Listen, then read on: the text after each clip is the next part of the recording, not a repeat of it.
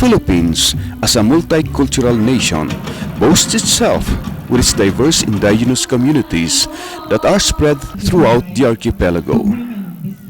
An estimate of 14 to 17 million indigenous peoples belonging to over 100 ethno-linguistic groups are found in these islands, and a fraction of that, particularly those in Luzon, are the focus of a study on cultural sensitivity.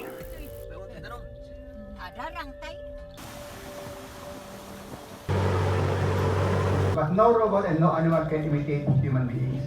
Tayo ang pinaka-sensitibo, pinakabuhay sa lahat.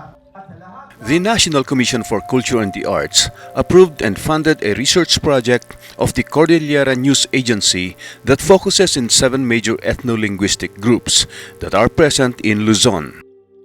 The Bagos of Ilocos Region, the Ibanags of Cagayan Valley, the Aitas of Mount Pinatubo, the Ilongots of Aurora Province, the Mangyans of Mindoro, and the Tagbanuas of Palawan, as well as the IPs of the Cordillera Administrative Region, are the tribal groups that the CNA visited and interviewed.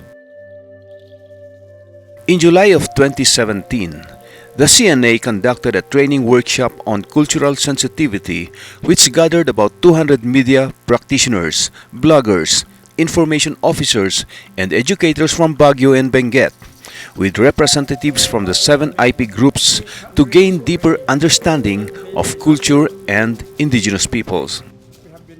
That training did not only validate CNA's findings and researches, but it also gathered members of the media to meet the IP leaders to formulate doable guidelines on coverage. It was also a learning experience to media practitioners in both print and broadcast, social bloggers and educators on the importance of being culturally sensitive to the needs of IPs in the Philippines. Yung problema namin kasi paano mo ibabalik yung sinulat mo kung yung area ay wala namang Wi-Fi, di ba? Even if we have been covering for so many years and yet we do not know about what these indigenous peoples are, we have to really know the different minority groups in the country so that we will be able to know how to approach them. So, it's very important that we know more about them and then know their sensitivities and know their particular contributions so that we will know that they exist. Bakit tayo may mga wind chimes? O, galing rin yan sa ating mga katutubo. Mga ganyan. Lagyan natin ng spiritual essence yan. Ano word of natin? Even. So yung mismong mga kaaway natin, principalities of the air, hindi lang yung mga physical things. So talagang yung ating katutubong kultura, hindi lamang para sa isang indigenous tribe. At yung po ay parang natatangi lang po sa Mindoro. Hindi pareho yung sinasabi.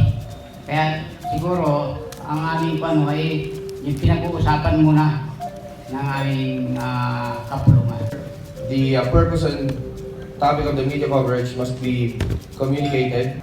Tribal leaders are the preferred interviewee and resource persons for interviews since they are the more experienced and learned persons in the community. You will determine as kung ay tama kami hindi. But yung director, ay taka ba? Kung bisan, hawakan mo yung buhok, ay takakulot ka eh, di ba? Yun lang ang problema doon. But of course, we are proud being an Aita. But to be called as an Aita outright is another thing. But an Aita, anyway, is a local term for Aita. And saka yung, kasi Negritos, makikita naman natin sa Negritos of the Mountain. Maaaring hindi lang kami Aita yun, maaaring makatapos din sa ibang lugar. Parang hindi kami komportable doon sa pagkamit ng literature na yun. We don't only interview one person but several persons, and we are going to triangulate or put together what are their answers. If they are, for example, finding commonalities, we try to point out what's similar among them. But if these are contradictory, we also take note of this. Hindi po kami mahilig na maghintay ng 2 oras o 3 oras. Ang usapan 2:00 ng hapon. Dumating sila alas 7 ng gabi. Kapag nagpapakain ka, hindi ka basta-basta papasok na lang doon na kakain. You have to wait hanggang sa sasabihin kakain ka. During the ritual proper, kung nandun kayo sa loob, steady na lang kayo dun sa loob. Kung nandito kayo sa labas, steady kayo dito sa labas. Huwag na po kayong pumasok dun during that ritual. So, syempre, di ba po, sa amin, sa media, yung laging instinct namin yung mag-report hanggang sa pagduduluhan. Sa amin hindi, we go deeper. At the end of the forum, the participants came to a realization that the matter of cultural sensitivity boils down to general awareness of the indigenous people's rights, understanding and respecting the customary practices of its tribe.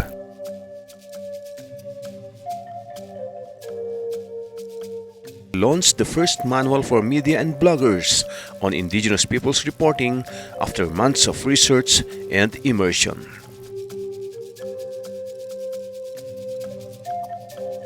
Anybody, including that of the media, those in the academe and even bloggers, must recognize that these indigenous people are like anybody else in a civil society that deserves to be on an equal footing under the sun.